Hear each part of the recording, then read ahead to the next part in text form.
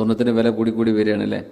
അപ്പോൾ 7000 8000 ഉള്ള കാലത്ത് വിറ്റവരൊക്കെ ഇപ്പോൾ പഠിച്ചവനെ അന്നൊക്കെ എന്തിനാണ് വിറ്റത്, അത് വെച്ചിരുന്നെങ്കിലത്തെ കിട്ടുമായിരുന്നു.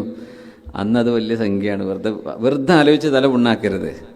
ഇനിയിപ്പോൾ ഇത് 1.5 ലക്ഷം 1,20,000 വരെ പോകുന്നതാണ് പറയണത്.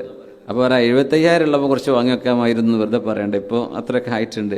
ഓരോ കാലഘട്ടത്തിലേക്ക് യോജിച്ച വിലയായിരിക്കും അന്നത്തേത്. പഴയ കാലത്തെ ഭൂമിൻ്റെ വിലയാണോ ഇപ്പോഴത്തെ വില? അതുകൊണ്ട് അതൊന്നും ടെൻഷൻ അടിക്കരുത്. അതൊക്കെ അതിൻ്റെ കാലത്തിനനുസരിച്ച് മനുഷ്യന്മാരുടെ മൈൻഡ് അപ്ഡേറ്റ് ചെയ്ത് പോയാൽ മതി. ടെൻഷൻ അടിച്ചിട്ട് കാര്യമില്ല. 20 കൊല്ലം മുമ്പുള്ള മനുഷ്യന്മാരാണോ നമ്മൾ? മാറ്റങ്ങളുണ്ടായില്ലേ എന്ന പോലെ സാധനങ്ങൾക്ക് മാറ്റങ്ങളുണ്ടാവും. അപ്പോൾ സ്വർണത്തിൻ്റെ വില കൂടുക. ഖിയാമത്ത് നാളിനോട് അടുക്കുമ്പോൾ നബി സല്ലല്ലാഹു അലൈഹി വസല്ലം ഈ ഫുറാത്തിലെ യൂഫ്രട്ടീസിലെ സ്വർണ്ണം കണ്ടെത്തപ്പെട്ട് കഴിഞ്ഞാൽ ലോകത്ത് വലിയ ഇൻഫ്ലേഷൻ വരും.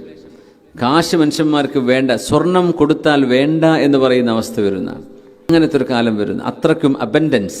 കാരണം ഇതിന് വില കൂടാൻ കാരണം ഇത് കിട്ടൽ വളരെ റയറാണ്. റയർ സാധനങ്ങൾക്ക് വില കൂടും.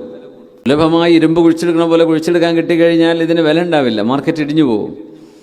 അങ്ങനെ ഒരു സംഭവം നടക്കുമെന്നും ലോകത്ത് 100 ദീനാർ അല്ലെങ്കിൽ 100 സ്വർണ്ണ നാണയങ്ങൾ കൊടുത്താൽ ദേഷ്യപ്പെടുന്ന അവസ്ഥ, എനിക്ക് വേണ്ട എന്ന് പറഞ്ഞ് മനുഷ്യൻ എറിഞ്ഞു കൊടുക്കുമെന്നാണ്. അങ്ങനത്തെ ഒരു കാലം വരുമെന്നും തങ്ങൾ പറഞ്ഞിട്ടുണ്ട് സല്ലല്ലാഹു അലൈഹി വസല്ലം.